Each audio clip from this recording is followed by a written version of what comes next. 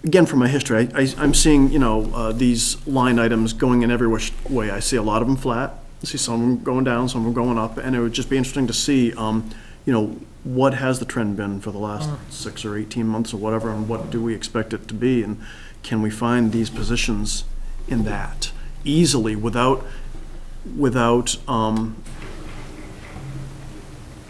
hindering in any way what each department provides, but, you know, maybe we can squeeze a little bit out there for the better of. Well, yeah, I mean, certainly, we, you know, Sue can provide a trend to date in various departments, but I know we do tend to run pretty tight. I will also say, though, that some of the departments and the expenses some of them tend to be more seasonal.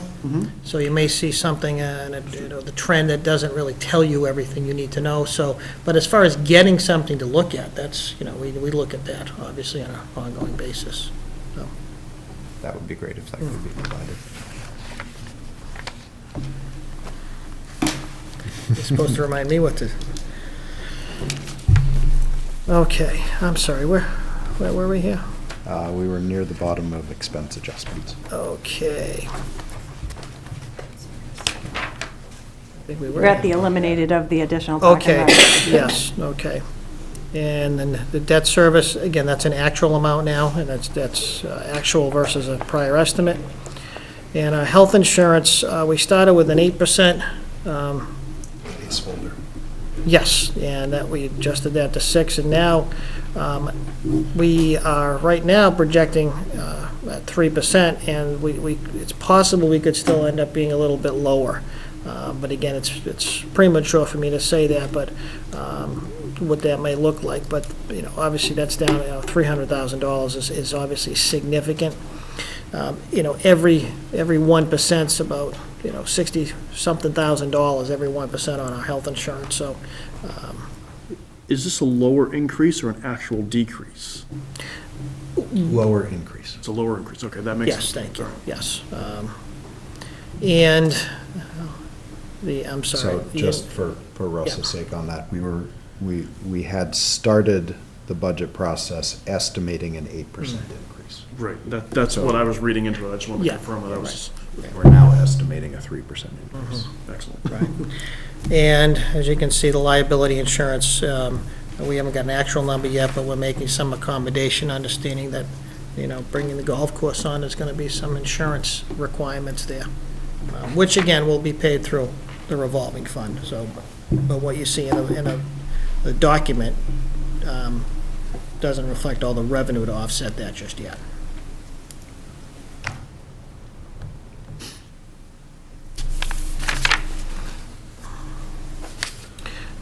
So I don't know if the specific questions, but it's clear that we all agree on, you know, what the staffing priority needs to be focused. That's something that nobody disputes in any fashion. So, you know, obviously the concern is going to be, and ultimately it comes down to available revenue. You know, that's without stretching yourself so thin that you can't sustain it. Because we all, I don't know if we all know, but I think if you look at the prevailing wisdom of the economists out there. Economies are cyclical. Yes, so that's another reason why when you hire bodies, you have to try to pay for them through thick and thin, and that's not always easy to do. So you have to be cognizant of those things. And like Sean said, these are, you know, it's not just a matter of you know, how much does it cost now with soft costs, but in X amount of years, you're paying pensions on these people too. So it's really is a lifetime cost.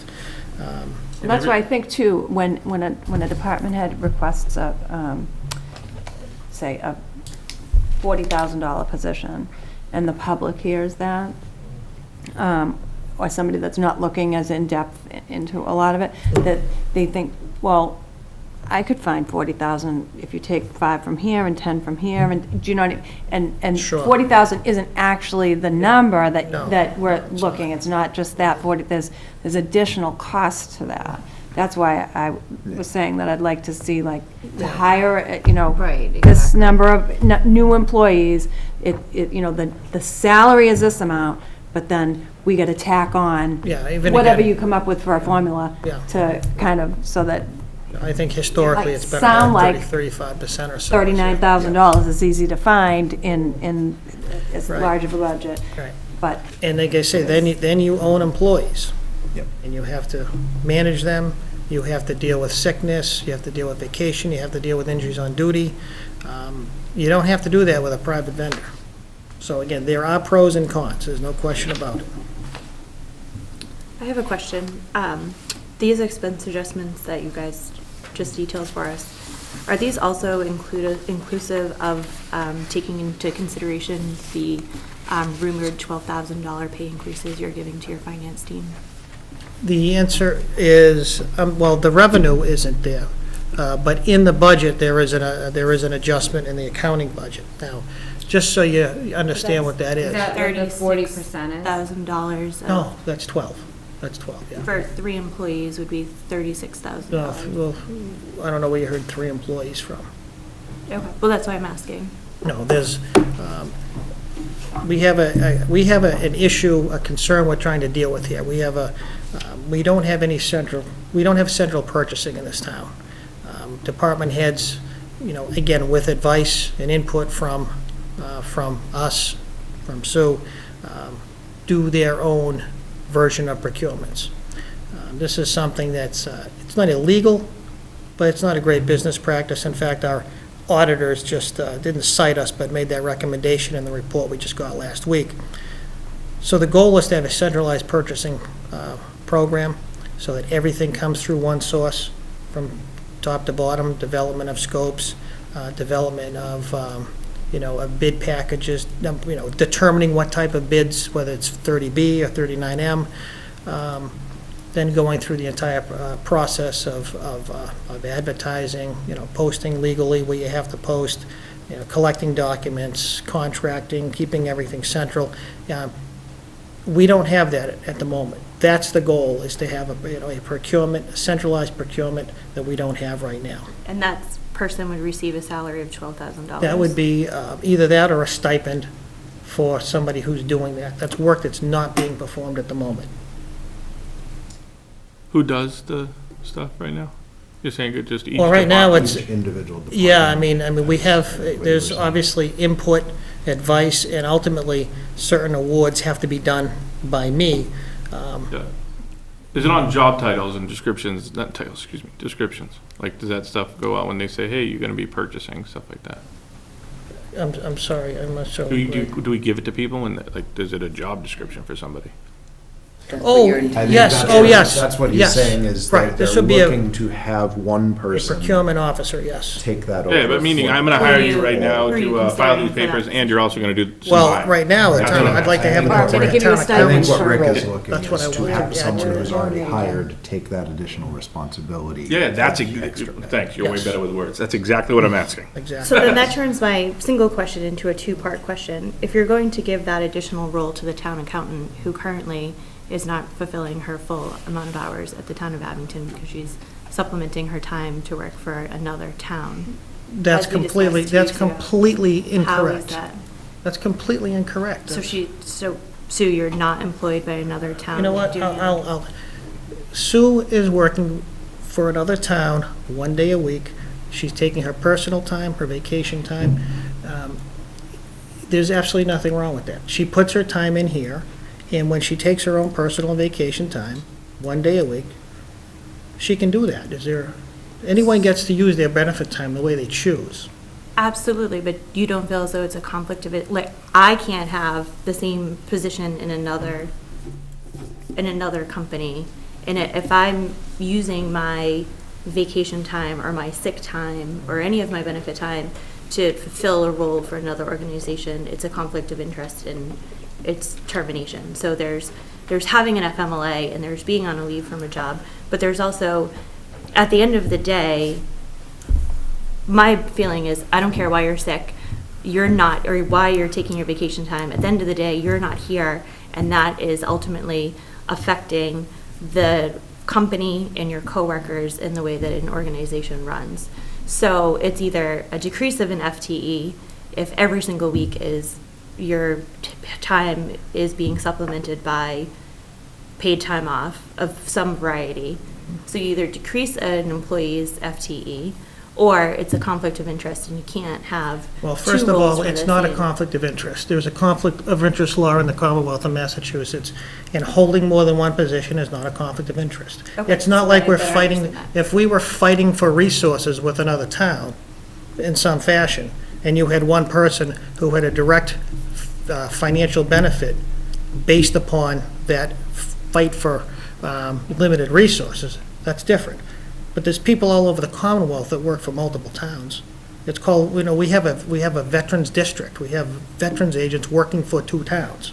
Right, and their FTE is comprised of those 2 towns. So if our veterans agent is a 1.0 FTE, 0.5 is by one town and 0.5 is by the other town, and then So that too but if makes a up the veterans agent 150. wants to use some of his personal time to consult with another community, share his expertise, what would be wrong with that? There's nothing wrong with it if it's using paid time off to take away from the position. Like for me, if I have per diem employees that have another job, and if they call in sick to my organization to take overtime at another job, Well, then that they're would be no longer inappropriate. You can't be calling in sick. You can't be abusing sick time for Right. any reason. So then if you're using if you're continually using your paid time off to decrease your FTE by 1 day, then that's a decrease in an FTE It's status. vacation days. Yeah. I'm not using sick time. Right, she's- And I'm also working nights. Every Yeah. Wednesday you see me here, and I'm But the here town on hall is Saturdays. not open. The town But- hall, So is any other employee in the town working a rotating hour schedule, where they're working off hours outside the scope of town hours? So, and I'm just asking questions. This is, Well, I feel like let it's an me- elephant in the room and it needs to be It's laid not- out on the it's table. not an elephant in the room. And if you're. somebody's if you're bringing it up putting- to be an elephant in the room, okay? But if you're, First of Give me- all, let me go back in time, okay? Sue was asked by a community she used to work in to provide some temporary services because they were going through some transition. That transition's going to end in April, March, okay? Another community had an elected treasurer collector who resigned, and they can't fill it permanently until the next election, okay? Sue was a certified treasurer collector, as well as being a certified town accountant. She had a history in that town. The town administrator spoke to me, wanted to know if he could work something out. I said, yes, I'm amenable to that. We had a conversation. We worked it out so that Sue was working there 1 day a week, taking her own personal time, vacation time, working nights and weekends to deal with, maintain her full-time position here. And there has been no disruption in service whatsoever because the time is being put in. People know what day Sue is not here. Sue still communicates electronically. She's available on the phone. It's a temporary situation to help another community. So why not, whoa, don't know what just happened, I was like 16. Why not explain that before for these people that say stuff online? Well, so, first like, of all, people can put something You know what? away? I There have, is a lot of stuff pardon me, online. I have to make sure that the job gets done, okay? Yeah. If people have personal vendettas, if people want to spread rumors and mistruths on Facebook, I can't help that. And I'm not going to be going out there on Facebook and responding to No, I'm everything. not talking about Facebook, I'm No, talking about it is- here. it's I'm not- I don't even go on Facebook, I don't even care about That's my Facebook. point. My People- point is if people are saying something, you as the town manager, stand up and say, there's nothing going on here. They're There's not, nothing well, wrong they're not here." saying it to me, and if they do, I answer I it. know, but the problem is That's- when people in the town do talk about it, just explain it, because the I'd be happy to explanation do that. most times, Who has asked me about, there was a number of selectmen that I explained this to, there was some that asked, I explained it to them. It's not hurting the service that the town is getting. The town is getting its full service. I directly asked myself, because Yeah. I had seen the, no, but that's what I'm saying, so, but there's a So certain I point don't too, know that there's what the- privacy. Right, if No, you- That and- and she I has think a that right the to. troll thing I If- respect on No, if you everybody, I ask get me that a there's question, trolls, I will but- answer it. Yeah. But I'm not gonna be out there explaining every personnel nuance that we're dealing with in the town in case somebody has an issue with it. So I It's, you think know- part of the issue here is what would be the appropriate forum for that to be done, and if there is one, I think it would probably be Board of Selectmen. Perhaps. I But don't the- have And I a think, word. Right. I think we're moving past sort of the financial Yeah, finance committee right. side of things. Sure. So I'll go back to Katie, you said a two-part, was there a second part to this? No, I Yeah, appreciate sure. your time. Thank you for No, answering the and pardon me questions. for getting a little uptight, but I don't like when people insinuate there's something inappropriate going on by an employee of this town. Okay, I don't like that, okay? I'll be defensive, and I'm sorry, that's the way it is. I'm not perfect, but I get paid to make sure things run in this town, not to explain every time, there's some sort of personnel situation that may be a little bit out of the norm. That's, I don't report that to the guy on the street, because he or she assumes, unless otherwise instructed by some people who have maybe some bad intentions, they expect that things are running smoothly. That's what they would expect. So I think the tip is press conferences. I think that. No, I think that the tip is I need a spokesperson. And I'm sorry, I hope you don't mind me getting, but No, I again, I appreciate don't it. like It's when not a people. personal attack. It's just, No, you No, know, But you it's know what? interesting In 'cause- fairness, there have been some, and that's Yeah. why, Right. there have And- been some, and I resent that. This budget became balanced on a Saturday. I don't deal with the public a lot, so I can be here and work on things without having my doors open. Right, no. But you also have a Sean. right to some privacy about it, too. Right, thank you. Exactly, Thank you, and this is truly the only thing I'll say on the topic. The question was fidelity to duties, and that question was answered by the town manager. And if the job of town accountant isn't getting done in Abington, I'll deal with it. And that was my arrangement with the town administrator in Blackstone, that Abington comes first. If there's an issue, a situation, and this has to terminate, Abington comes first. Absolutely. And it is temporary. And it's not out of the question for municipalities to share resources, particularly during difficult times. It happens all the time. So again, I'm sorry for my defensiveness, but no, I I don't appreciate mind it. when people throw rocks at me, but whether it's the town accountant or anybody else, I think you'd all probably feel the same way. if, Absolutely. And Dr. Tyler, who just said that that was the only Alternative thing. topic. It goes back to a previous comment that Ms. Cummings had inquired about, the issue of stipends for positions. Again, I don't portend to deal with the management of the town, so I don't have much comment there. I do have comment, though, is that from many folks who held your chair, beat their hands on this table, never you, many have beat their hands on this table, that said, I am the chief administrative officer and the chief procurement officer. So procurement, the buck stops here. And the expectation of department heads was to administer enough sum of money voted by the town to that department for the use and management of the town. And this group herein reviews every line, sometimes a little too anally. Whether it's a brass paperclip or a steel one, doesn't matter to me. It's, do they have an expense budget, yes or no? Why is it going up or down, and how do we get ourselves to be more efficient? Point being is that it is embedded in the role of responsibility of each department head to act as their department's purchasing agent. So my point stated is that if a stipend is given for that, I don't agree personally, because it's a part of it's an intrinsic function. So that's my opinion.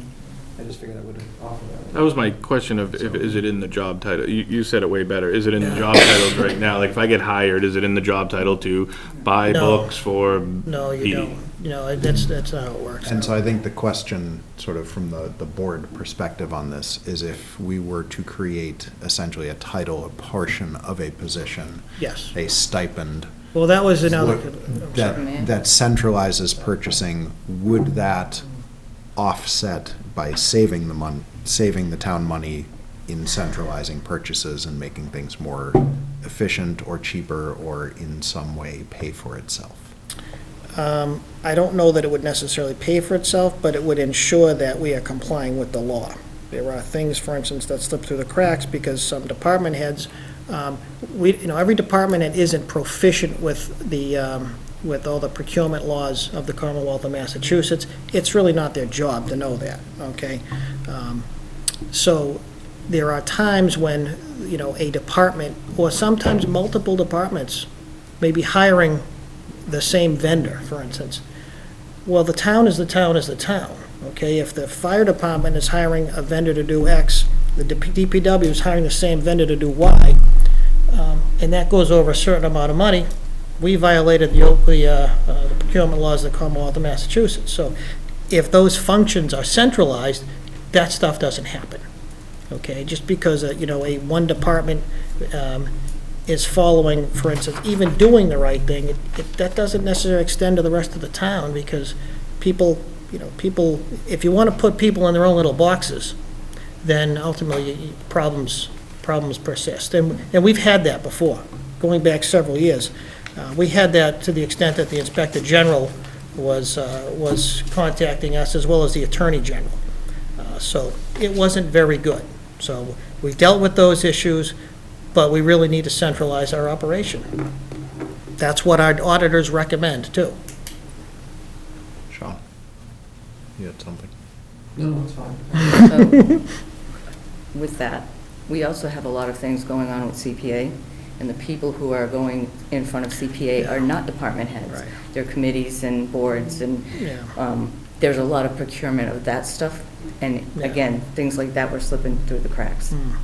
And our Well- auditors did pick up on it. Well, yeah, it took us 2 years to get a Memorial Bridge RFP out there. So, yeah, it's, you know, there's a, in fact, even today, there was 2 situations with, you know, CPA procurement. So someone's got to do them. And again, soup to nuts, from, you know, helping to define scope right from the beginning and define the type of procurement requirements that are necessary, all the way to through the entire process to actually contracting and keeping those records forever. That's, you know, we're not going to have standard contracts in 25 different, if we don't have 25. You know, these things need to be centralized for the benefit of the town. Now, to the extent that, you know, and by the way, that's in somewhere, it's in the document, it's not like we got to find extra money, but that's what we're talking about, is a management function that's really not being done at the moment. It needs to get done. We've already proven why it's not healthy not to have centralized purchasing. I mean, look at the school department. It's, you know, 2/3 the size of the town. Well, that's all centralized through the assistant principal. Assistant superintendent. Assistant superintendent, I'm sorry. So all of the purchasing in the school department goes through the assistant superintendent. Really, that's the same thing we're looking to achieve over here. And you like that, though, right? Yes. Yes. Yes. You like that, right? Like that it all goes to the assistant superintendent? That's a good thing? Yes, it is. That's what I'm at. Right. And she has been delegated by the chief procurement officer, which is me, to handle all the purchasing for the school department.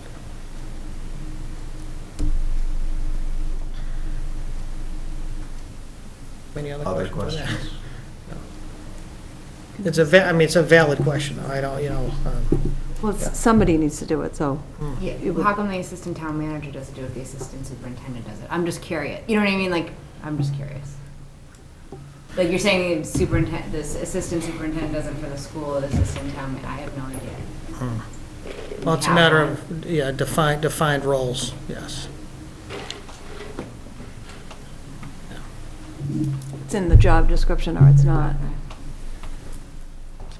And can you amend job descriptions? I don't do public stuff like you guys. Yes, you can. Is that stuff like You can amend it. amendable, or is it union In a and? collective bargaining unit, you can change position descriptions, you have to bargain the impact of those decisions. Gotcha. I mean, it can take a long time. Yeah. So, and that position is in a bargaining unit. It is? It is, yes. Again, very, very valid questions, no question about it, but, you know, try to achieve a management goal in a way, you know, we're not hiring a part-timer to do this, you know, that wouldn't make sense. So, Further questions? This particular topic or others? The current state of the budget? Yes. Mike doesn't want to say it because Oh, it's yeah. almost 9 Yeah, o'clock, but right. Well, I'm he's just, got something. it's just something you had said earlier, and just that, because you had said, if Department A does purchasing and Department X does purchasing, and then we go over, as the chief procurement officer, isn't that part of your job description to make sure that those two departments are in line with each other and don't go over? Well, my point is if each department's doing its own purchasing, you wouldn't know that till after the fact. That's the problem. That's the problem. So unless it all comes together, you simply don't know it. That's my point. And we've had those issues. If you're gonna allow the DPW to do their own procurements, as it Right. was suggested that every department, it's inherent in the position that everybody does this. Procurement is, So we're I not would- talking about like WV Mason orders. We're talking about. No, you're talking about like as an example, well, just to take an easy one, CPA approved some lights over here at Tennis courts? Okay, we'll go with the pickleball courts, thank you. Well, the money's there, but, okay, now you have to go through a process of defining exactly what your scope of services is, what kind of process you need to go through to meet the requirements of the law. You have to put together bid documents, you have to advertise those bid documents. Not everyone knows how to do bid documents, okay? They haven't been trained in that, okay? Sue's a certified procurement officer through the Commonwealth of Massachusetts.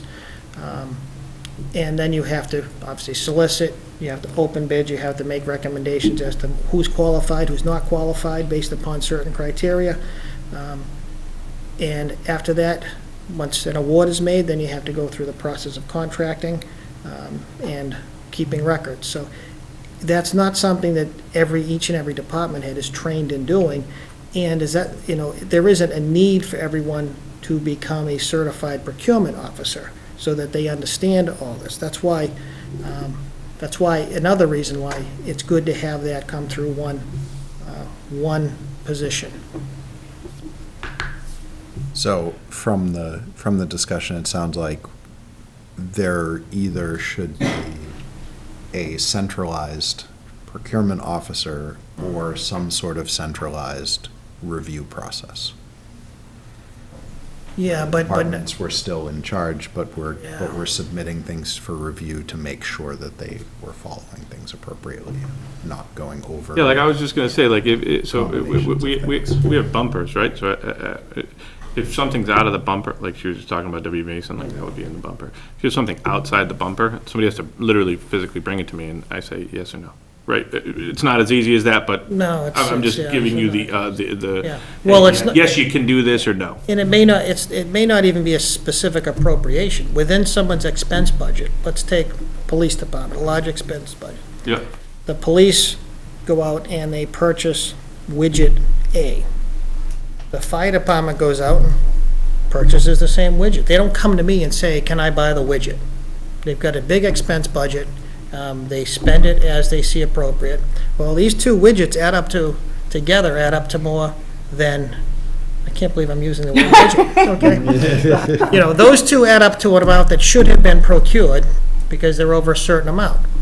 Well, there isn't anyone who's gonna sit here and look at and have every single department head come to that person and say specifically that I'm gonna spend, $4,000 on this. Has it ever And- happened? Have we ever gone over? I'm sorry, and then, Have when we ever you, gone over this? oh, yeah, that's exactly the problem. So Yeah. this is the proposal, is having that gate that our department heads are gonna have to go through, despite their managing their Right. spend, they're still gonna have to pass through this gate, and maybe there will be an issue with what they're trying to do. Well, that's correct, and that's where a centralized purchasing is, and that's one reason why it helps to have it through a town accountant, because the town accountant has to process all expenditures. So the town accountant's office can can catch those things before they happen in terms of going over thresholds. So and the more decentralized you are in almost anything, the more issues you're gonna have in terms of accountability and internal control issues. That's, And there's some cost inevitable. savings, isn't there? well, to the extent that you're procuring, again, you don't have every department procuring the same thing in their own way. Sometimes Yeah. more Yeah. you can. But, I think the number one goal is to be in compliance with the law. That's the number one goal. And again, I think we talked about this before, the procurement laws in Massachusetts aren't necessarily designed to get the rock bottom price. They're basically anti-corruption. So to the extent that you want to comply with the spirit of that, it makes a lot of sense to have a centralized purchasing. I don't think private companies have, I haven't spent much time in the private sector since I was washing dishes when I was a teenager. I don't know that the private sector, is decentralized in how they purchase, procure goods and services. I would assume that companies have somebody directing those activities. I'm just assuming that's the case, so everybody in every office and division isn't just doing their own thing. I don't know, but that would make, especially when you have a, local government that is almost by definition more decentralized than the private sector, it does create challenges. You are with bumpers, right? But you also. No, widgets. We Yeah, do or widgets. But you also don't get in trouble if you buy more. If I buy more from somebody, that's one of those bananas There aren't the things I've ever same heard. municipal laws. Meaning, like, so Oh, no, so if I were no. to buy more from somebody, I would get a discount. For the Yeah. record. Here, it sounds like you get in trouble, which I Well, don't know. yeah. I don't know. It goes against everything I Yeah, know. and we so. do have economies of scale that we are involved in some purchasing consortiums for some Yeah. things like the copy paper and Yeah. stuff like that. But that's only for, that's not for everything, that's just for some of the goods and services. So you do get some economies of scale Yeah. in some areas, but like I said, it's more about accountability and credibility as opposed to, my brother owns the lawnmowers, we need a lawnmower, he'll give it to me rock bottom. Well, you'll get it cheaper, but you just broke the law, because you got a conflict of interest. Because in the past history Yeah. of governments, it's been, my brother owns the Exactly. lawnmowers, I'll Right. pay him 4 times as much for the lawnmower, and he gets. Right, and see, Goes either way. that's what I understand. I understand the anti-corruption thing there, but if the brother gives him the best price for the lawnmower, I don't know, man. I mean, that's rules were- the that's rules why were you're put sitting in. on that side of the Well, table. let's just right? say The rules were put in to prevent the corruption side of Yeah. it, Yeah. and they're rigid, Yeah, Yeah, so it Yeah. creates yeah. other issues. right. Foreign to my But I brain. think we're straying from our original. I actually appreciate you bringing that up. If there were certainly questions out there, it's better to have them answered. Despite And- my hostility, please excuse me. Any further questions? Yeah, I guess, did we already go over the insurance real fast, or no? Insurance for the golf course manager increased 90 grand. I know we didn't have the golf course, so that would obviously Yeah, be an yeah. increase. Again, wasn't that's a there? plug at the moment. We're not Yeah. exactly sure. I know it's a pretty good plug at Well, $89,000. we thought we were just gonna be having to increase it for, the liquor and the beer and wine license, Yeah. but when our insurance agent got back to us, he had a list of things that, Right. questions that he had for us to And answer. that number is to be determined still. Yeah. However, keep in mind that that's revenue neutral. Right, That's that's all. what I mean. So it's Revenue still, we're neutral. still looking like, but not costing us money. Other questions? All right. That takes us to the recurring portions of our meeting agenda, liaison reports. I have nothing. There is no correspondence this week. We do have minutes to review. Motion to approve the meeting minutes of February 13th and February 27th, 2019. Oh, wait a minute.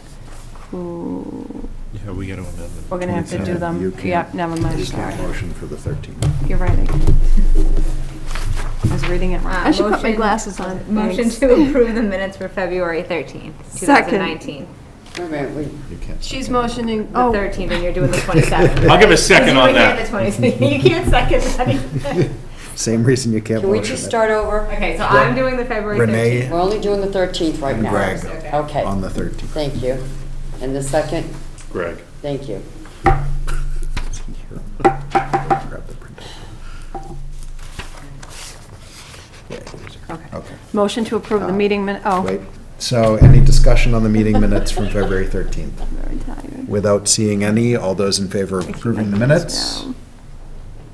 All those opposed, abstaining, they're approved. Any further motions? Motion to approve the meeting minutes of February 27th, 2019. A motion, is there a second? Second. A motion and a second, any discussion? We just need to remove Chief Nuttall as a guest. He was not a guest on That the is true, he 27th. was not a guest on the 27th. I saw it on Matt's minutes. I looked over and was like, oh, all right. Any further discussion? So the motion, I believe, will be to approve the meeting minutes as amended. As amended. All those in favor? Wasn't there? All those opposed? Abstaining? They're approved. Are there any, just a quick point of order, our next meeting will be next Wednesday, March 13th. Mike will be running it. I will not be here. I will be out of state. I will be Night for you, here. Mike. Can't wait. And off the top of my head, I don't remember who is coming in that next week, but there will be a couple of, South Shore Votech. I think South Shore Votech and a couple of other departments will be here. Any further discussion, points of Motion to adjourn. interest? Second. A motion to adjourn and a second. Any discussion? Without any, all those in favor of adjourning? We are adjourned. I mean, has anyone ever said no?